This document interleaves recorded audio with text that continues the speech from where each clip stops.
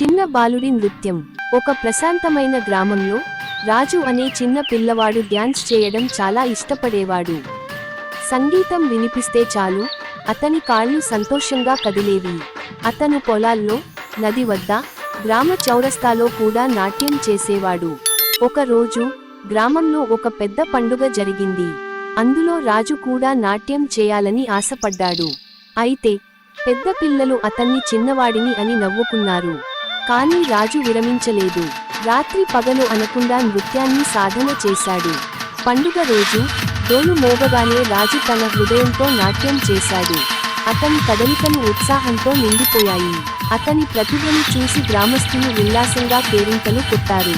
అతన్ని కించపరిచిన వారు కూడా ఆశ్చర్యపోయారు. ఆ రోజు రాజు తన అభిరుచిని, ధైర్యాన్ని, నమ్మకాన్ని చూపించి అందరి మనసులు గెలుచుకున్నాడు.